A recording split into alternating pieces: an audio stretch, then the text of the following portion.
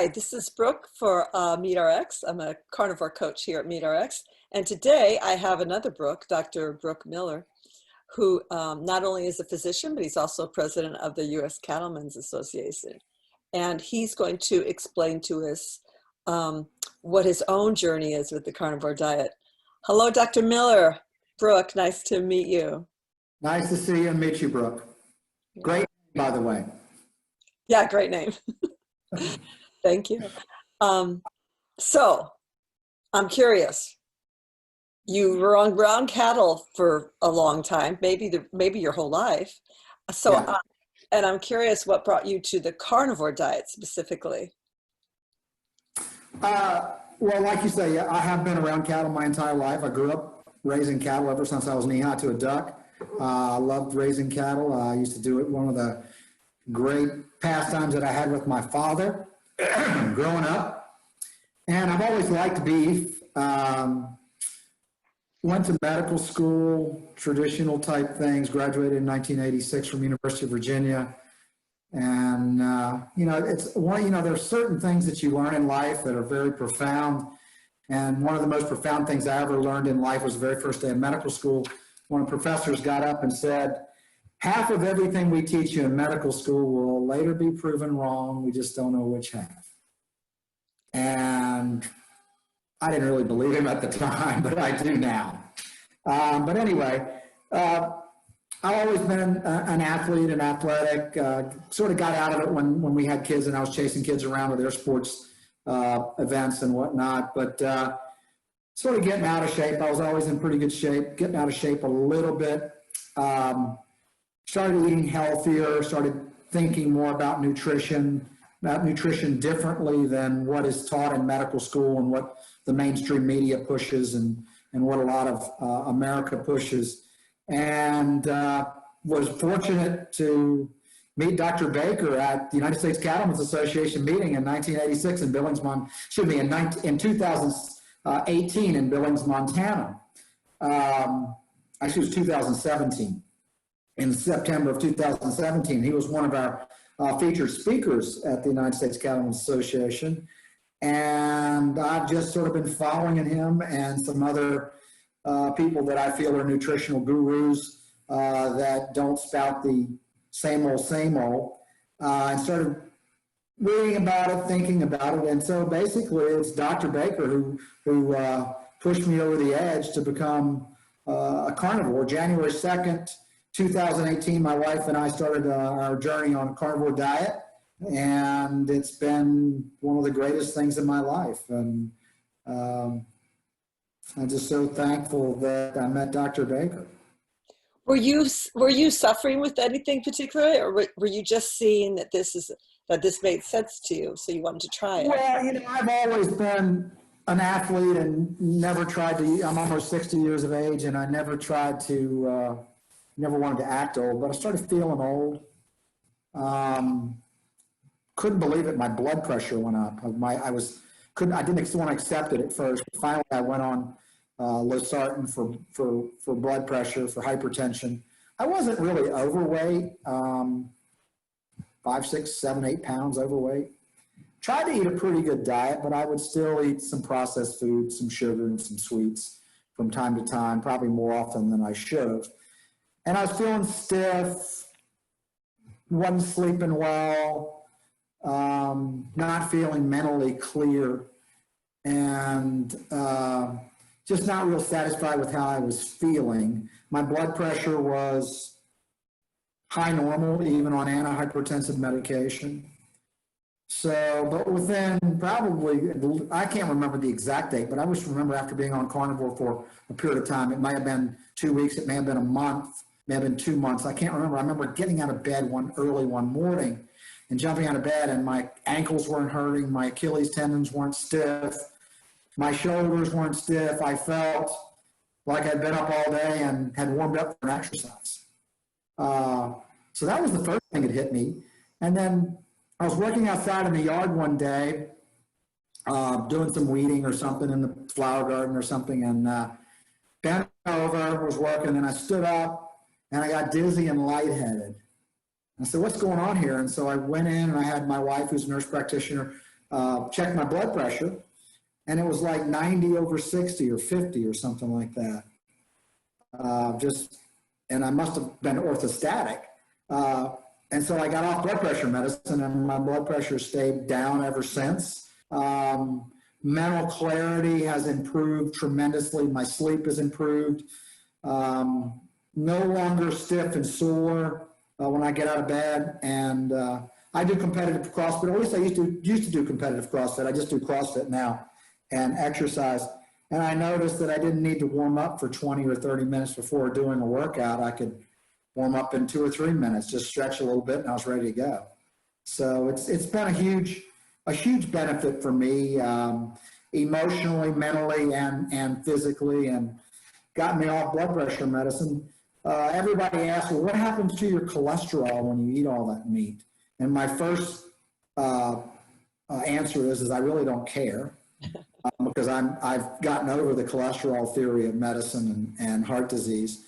But then personally, when I look at my cholesterol or lipid panel, my total and LDL cholesterol stayed about the same. They might have gone down just a little bit.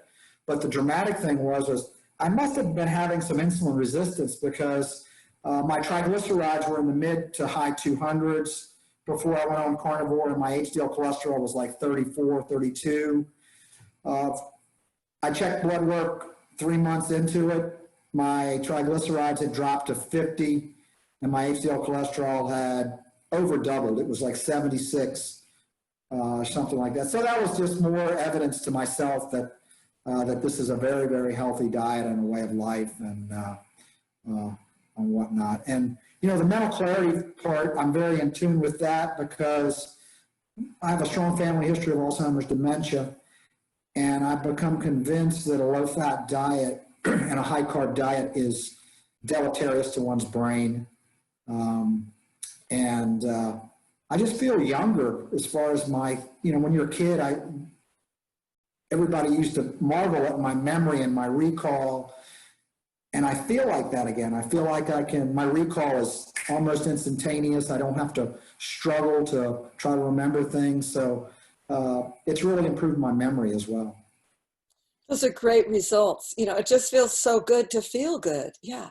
Yeah, it does. It does. And the other thing that makes me feel good is when I am able to convince patients that need big changes in their life to explore a carnivore diet. It always ends up like we think it improves what we think it's going to improve, whether it be irritable bowel syndrome, acid reflux disease, inflammatory bowel disease, hypertension, diabetes, arthritis. Everything gets better when you cut out all those carbs and just go meat.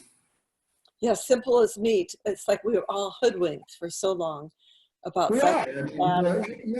it's crazy, and now it's gotten to be such a political thing because big food can make so much money on cheap carbohydrates, and they're resisting. The dietary guidelines are just plumb wrong, and I guess they're improving a little bit, but not a lot, not at quick enough pace. But it's hard for people to admit they were wrong about something for so long, and there's so many people that have so much money to lose if the guidelines do change.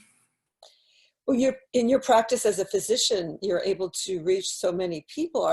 I'm just curious, when you mention this, are they really happy and excited to hear that they can return to this? Yeah, a lot of them are. A lot of them are very excited about, wow, I love you. You can tell me I can eat meat.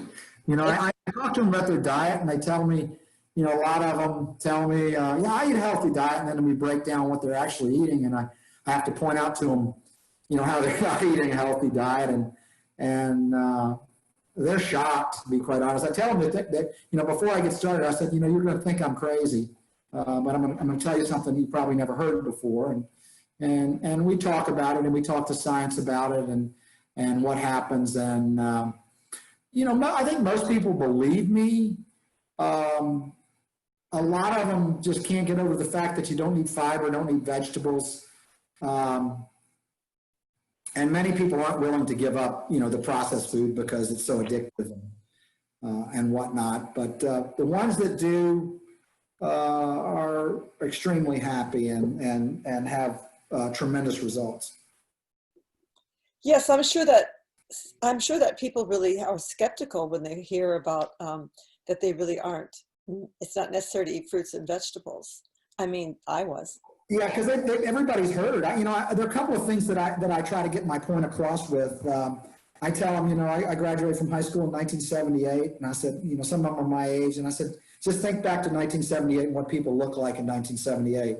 I said, in 1978, they came out. It was about the time they came out with the first set of dietary goals, and they were all based on some epidemiologic data that turned out to be not so accurate or not so good.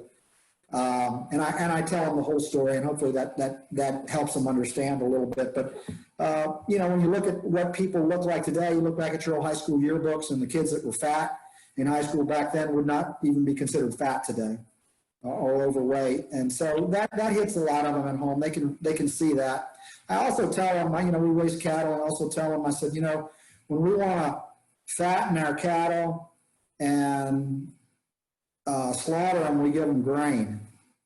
I said, so unless you want to get fat and go to slaughter, don't eat grain. Yeah, perfect. Yeah, you can also answer those questions that they might have about the myths about cattle that media has pushed in the past few years. Oh yeah, absolutely. That's one of the things that bugs me the most is a lot of these plant-based proteins that are trying to imitate meat, and they make all these claims about how they're better for the environment and how they're healthier for you, and there couldn't be anything further from the truth. I mean, I guess, another one of those things that I heard that I forget, it says, you got a piece of paper lying there. I said, you can write anything on it that you want. Anybody can say anything that they want. There's unfortunately not a lot of consequences there. They don't have to prove what they say. They just have to act like an authority. You're absolutely right. It's not illegal to lie, and so there's so many lies out there. And it's so great to see results. You mentioned something a few minutes ago about you had a healthy diet, and you're an athlete, and you're a doctor. I'm sure you did have what you felt was a healthy diet. It was probably a really healthy diet compared to most people, and that's what's the curious thing about carnivore. I had a healthy diet, but nevertheless, insulin resistance slowly crept in over the years of eating plants. Yeah, and I'm sure I was insulin resistant because my blood pressure was high, and I had trouble getting it down, and I must have had inflammation going on everywhere because I was stiff and sore, and I was just starting to feel old, and I didn't want that. So is your whole family adopting a sort of a low carb or no carb diet, a zero carb diet, a carnivore diet? Sometimes they are. Sometimes they are. And when it's just my wife and I at home, it's a lot easier for just us to do it. But with COVID-19, we had two of our daughters come home to live with us, and one of them was working remotely, and it was a little harder to eat that way with everybody in the house. But they know where I'm coming from, and they really believe what I'm coming from, and they for the most part they eat a very healthy diet as well. Although they do eat more carbs than I would like for them to eat, but they're not by any stretch of the imagination. They're very health conscious. They all exercise, and they try to eat mainly ketogenic, pretty much. I never felt really great on a keto diet. I'm not sure why. I didn't have the energy that I do on a carnivore diet. Yeah, it's nice when you just make it simple. It all falls away, and you can just eat. It is. Some things that people tell me, my patients tell me, is that they say, I can't afford to eat that way. And I said, you can't afford not to eat that way. I said, basically when my wife and I started on a carnivore diet, our grocery bill went to nothing. I mean, all we eat is meat. And our appetite went down. We're not eating all these extra things that you don't even realize you're eating or buying. And I think total grocery bill went down, but I don't need to buy antihypertensive medication now, and I won't have to treat a heart attack in the future, hopefully. Yeah, good for you. Do you get pushback from your colleagues? Used to, but not anymore. Now I mean, I'm almost 60 years of age, and they look at how healthy and fit I am, and they really can't say a whole lot about it because they're not near as healthy and as fit. So Results. they know not to say anything. They used to give me a grief. They said, "Yeah, you eat all that meat, but you know, you raise cattle. You know, Yeah, I think so. you got to support your industry." Of course. Yeah. But hopefully, I wouldn't do something just because I wanted to support my industry if I thought it was bad for me. That's for sure. I don't think I think I'm a little smarter than that. Do you sell to your neighbors? Do you sell beef to your neighbors? I'm just curious of your life as a cattle rancher.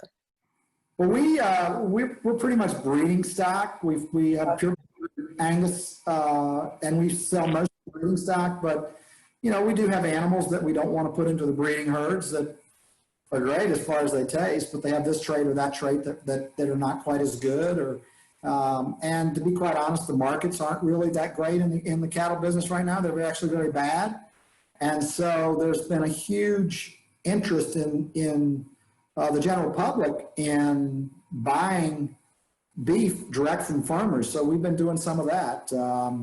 We sell quarters, halves, and wholes, and we have.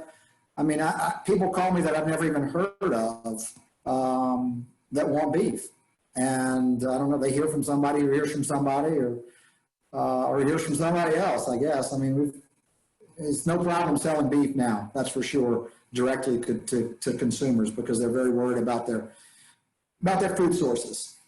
Absolutely. I mean, you see it, you know, with COVID, you directly see it right in the grocery stores or in the wherever you Yeah, I think it made the general consumers and also hopefully our federal government and Congress and whatnot realize that food does not come from the grocery store. It actually comes from the farmer and the ranchers where it originates from. And a lot of people, COVID made people more aware of that. And it's been one of the good things about COVID-19, one of the silver lines in the dark cloud.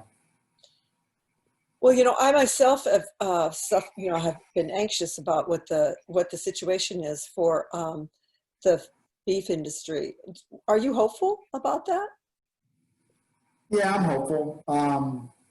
It's been a tough road. It's been tough ever since I've been in the business because we're dominated so much by multinational packers who have such a monopoly on this business, and it seems like most of my lifetime the policies and regulations and rules always were slanted in their favor and against farmers and ranchers. And what we're seeing farmers and ranchers go out of business at an alarming rate. And something's got to change drastically and dramatically in the near future, or we're going to continue to hemorrhage farmers and ranchers. The amount of money that it takes and capital that it takes to get into farming and ranching, you pretty much have to, right now you have to be born into it in order to do it, or have a good outside income where you can afford to get into it. And young people just aren't doing it, aren't getting into it because it's not sustainable economically the way the current model is. And I'm hopeful that COVID-19 has brought that out. So some definitive changes will be made in our structure of our industry, making it more competitive, more transparent, and less of a monopoly. I hope so too. It's a frightening thought to be losing the probably one of the greatest biohacks that humanity has figured out, how to do animal husbandry, especially with beef. Yeah, and despite what you want to hear from a lot of activists, farmers and ranchers care about the environment and perform practices that are good for the environment and are regenerative and restorative for grasslands, which are huge important parts in our ecosystem and our environment, as are cattle. Well, if you feel hopeful, that makes me feel a little bit better about the beef industry future. I certainly hope so. I think it's becoming more and more apparent that these plant-based meat substitutes are not being very well accepted by most people. I guess some people like them, and they will have their little small niche market, but they're nothing that beats the health and the taste of a good steak or a hamburger. No, how could it possibly be? It's made in a lab, in a processing plant. Yeah. Yeah. Well, is your wife also eating carnivore diet? Not right now, but she has. She's more of a low carb type diet. She saw some. We first entered in it together, and she saw some tremendous benefits too. She just enjoys eating. She enjoys eating broccoli and things like that. Yeah, exactly. What about those grandchildren? Those babies eat meat too? Oh, they love meat. They love meat. I have a granddaughter that's, I think, 8 months old, and she's eating very little baby food. She eats eggs in the morning and bacon in the morning, and she eats meat all day long. Yeah. I noticed that they really love the fat, the beef, the fat of the meat. Yes. Yeah. Yes. Yeah. I was very happy to see the American College of Cardiology make a statement the other day, finally coming out and saying that there's no evidence to suggest that you need to restrict your dietary saturated fat.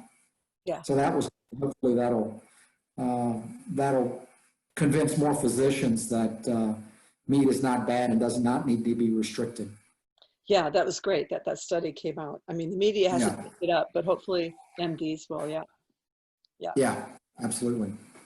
Well, I am so glad that you came in and talked to us about your personal journey on the carnivore diet. You're such a good representation. You're an athlete, a physician. You're able to influence so many people in your practice about this way of eating. It's awesome.